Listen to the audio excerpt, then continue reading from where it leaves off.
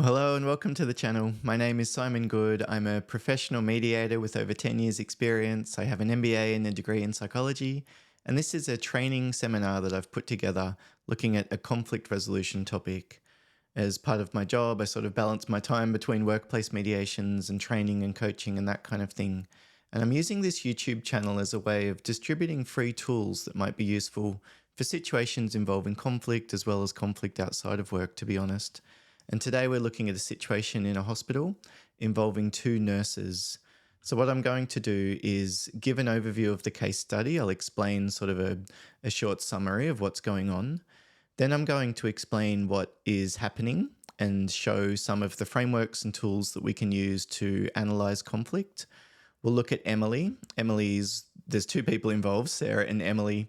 Emily is a younger nurse and Sarah is a more senior nurse who's also her superior. And Sarah has made a mistake in the documentation of medication for a patient or documenting a procedure or something like that. So Emily has noticed that this has happened, that I think that it has been marked that the patient has had the meds, but they haven't. And so Emily has corrected it and then raised the issue with Sarah, and Sarah's become a little bit defensive. So what I'm going to do is to talk about why Emily might have reacted that way, the senior nurse. I hope I said those names right. I can never remember if I mix them up or not, as I've just given that explanation, but why the senior nurse got defensive, and then what Sarah could have done, the junior nurse, differently. And also I'm going to talk about what are some of the options that she can use for dealing with it now. So I'll deal with those two different levels, like what could have been done differently to flag the issue with someone who's your superior and more experienced and all that kind of thing. And then also, given that, defensive or resistant or however you would describe it kind of reaction, what Sarah can do now. Now I live in Australia. Obviously, I have a particular background and style and I work in a particular context. So I prepare these training courses, and when I'm doing training, it's not like I'm some legend that knows all the answers. It's really, I think, looking at conflict and communication and interactions that we have in a different way. And once we can, I think, develop some analytical tools, this might be what's happening, they become predictable. And that then gives us options about what we can do to respond. But what that actual response looks like what what should say in your situation, it might be a little bit different to what I would do. So I suppose I just wanted to flag that at the outset that, when I'm doing training of all kinds, the last thing I want is for people to begin to beat themselves up about mistakes that they've made or that kind of thing. This really isn't the kind of thing where there's a right and wrong. It's really different perspectives and different ways of seeing the situation, of course, because we've got two people involved in the conflict. So let's have a look at the case study as a first step, and then we'll maybe do a little bit of analysis. So we've got the senior nurse, Emily, accidentally documenting that a patient's medication was administered even though it was not. Junior nurse Sarah notices the error during a routine check and realizes it would have serious implications for the patient's care. So that's a few, I think, probably quite important factors that are already introduced early on in the case study there. We've got the issue itself around the documentation, and it was documented that it was administered even though it wasn't. And then we've got Sarah noticing the error during a routine check. I'll put a little mark under that because to me, that's one of the things that she might be able to use as she's explaining how she came across it. It's not like I was checking on you or I don't trust you, or it's not like there was something that was obvious to me. These kind of things, it's so easy to miss this kind of thing in the midst of the chaos that we've been dealing with on the ward this morning or something like that. So it's like, I suppose that's the thing. This is how I've come across it. And she realizes the serious implications for the patient's care. Yeah, of course. If an error is made with the medication of a patient, of course there can be serious implications for a patient's care. To me, it's I suppose that might be something that she considers, and as she's deciding whether or not to raise it or whether or not to remedy the problem, that might be one of the factors that she thinks about. But I tell you what, if she comes to Emily and says, I think that you've made a mistake, and by the way, this might have resulted in somebody literally dying, as opposed to, look, we do have these mechanisms to prevent errors going unchecked. And the good news is that the mechanism of the double checking has caught it in this case. So it's kind of normalizing the fact that this might happen. Of course it will, because we've literally got a system built with different layers of checks and that kind of thing, which is what I was doing. So it's not like this is some, I don't know, like completely out of left field issue that's developed. It's what we want to do, I suppose, where possible, is to normalize the issue itself and maybe some of the reasons why Emily might have acted the way that she did. Like, there's been a lot of chaos, or she's been dealing with a few other patient emergencies or something like that. There's a new system and there's been errors early in the week. I don't know. That might even be one of the possible ways to raise it with Emily, by the way, is to approach it in an open and tentative kind of way. I think that often tends to result in, we can't guarantee it, but a lower chance of the other person taking what we say to them defensively. Of course, if they interpret what we say as criticism, the invitation is that they'll become defensive. And if we say you're wrong, they're going to say, no, I'm not, for this reason, kind of thing, or this shouldn't have happened. Of course, they're going to say, don't you know, I don't realize that this shouldn't have happened. Like, don't talk to me about how significant the consequences should have been. You've got no idea of the horror stories that I've been through on the ward in the last 20 years that I've been in my career, or something like that. So we don't want to open those kind of can of worms. So I think an open and, what would you say, like not judgmental, don't want to make assumptions, like curious, I suppose, is one of the ways that I often think about that. And where possible, we want to name the issue in a way that's neutral and mutual, as opposed to you did this thing happened. There was an error in the documentation, as opposed to you made a mistake.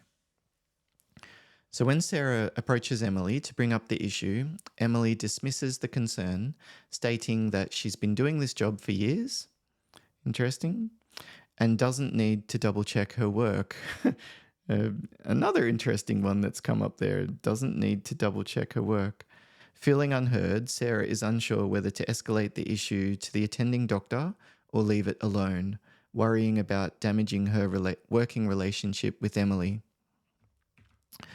So we're probably, if we're in Sarah's position, dealing with a dilemma.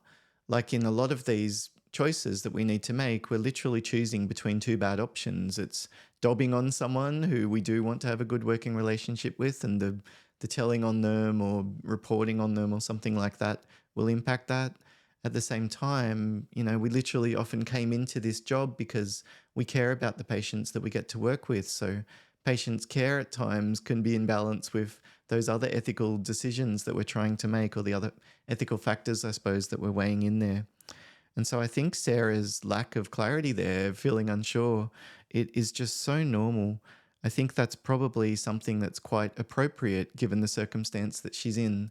And that's not a comfortable place to be when you're the staff member feeling unsure. Like, we want certainty, we crave it actually, and particular types of personality, I think, really crave certainty where possible.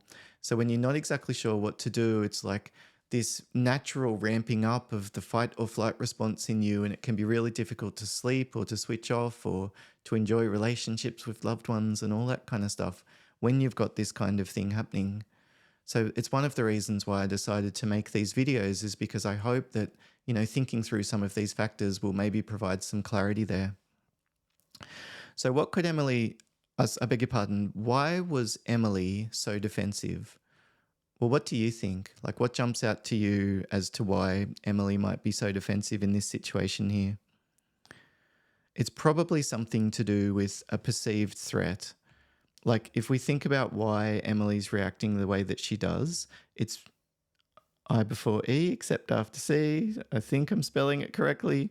I've got this absolutely bizarre dyslexia which shows up on received and perceived and those kind of words whenever I'm writing on the whiteboard. But let me know in the comments if I make a spelling mistake. I was going to make a joke at the beginning of the video, by the way, that you might probably naturally assume that this is a channel about tumbleweeds from the lack of traffic that it's getting and the lack of people that are clicking on it.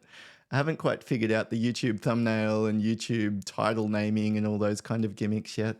To be honest, I'm a little bit reluctant to do all of the goofy posing and all of that kind of stuff that obviously gets you clicks and gets people's attention. But I'm hoping that at some stage the quality of the training that I'm doing will come across. And if it has for you, please consider leaving a like or putting a little comment down below like, can you please learn to spell or something like that.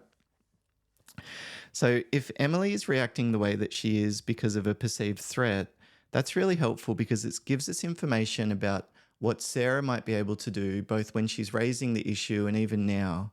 So she would want to give Emily a lot of certainty. So maybe saying something like, I haven't talked to anybody else or done anything else yet. I wanted to come and talk to you in the first instance. Like that would be a reassuring factor for Emily because she knows that you're not talking to other people about her behind her back.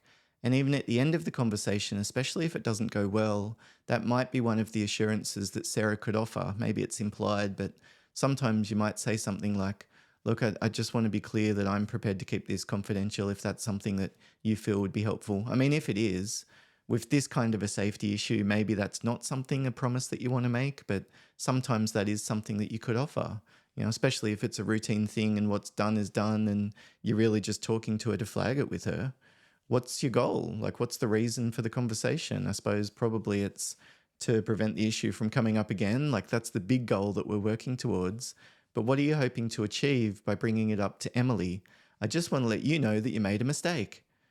Well, okay, thanks very much. Do you know what I mean? So given the fact that that goal's probably not going to have an immediacy in terms of we need to achieve it right now, the timing would be the next critical factor there to think about.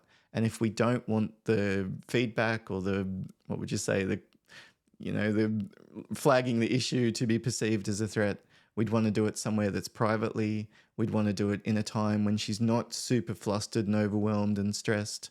We ideally would want to do it not immediately after she's had some other kind of conflict or other kind of escalation.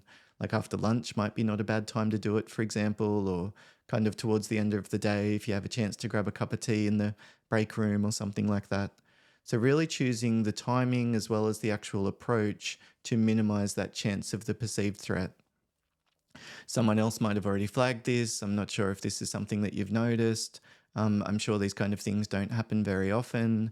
I've already fixed it, but I just really wanted to flag it with you just to make sure that I hadn't missed anything and I'd made sure that I'd crossed all of the T's and dotted all of the I's. That could be another possible way of doing it. Like the reason that I'm bringing it up is because you're my supervisor and I want to make sure that I'm dealing with, something that someone else has done on the team appropriately. And maybe you could even ask them, especially if they have a bit of an ego, which it sounds like they might, I've got so much experience, I don't need to double check my work. Okay, well, I mean, if we're dealing with somebody who's a little bit of a narcissist, it might be appropriate to do a little bit of ego massaging in some situations. Like, I know you've got so much experience and it's possible that I'm missing something here. I know that the system was having errors last week, so I'm not necessarily saying that you've done anything wrong. I noticed that this error had been made in the documentation and I wanted to flag it with you to make sure that I hadn't missed anything in terms of what I need to do to respond. So what should Sarah do now? Well, what would you do? Again, I'd love to know in the comments. Have you dealt with an Emily, or have you been with an Emily and you've dealt with a Sarah and they've been constantly on your case about things that you were doing wrong and you were trying to say to them it's not such a big deal? Or what kind of thing have you had to deal with? And I'd be particularly curious to know, what did you find helpful back then?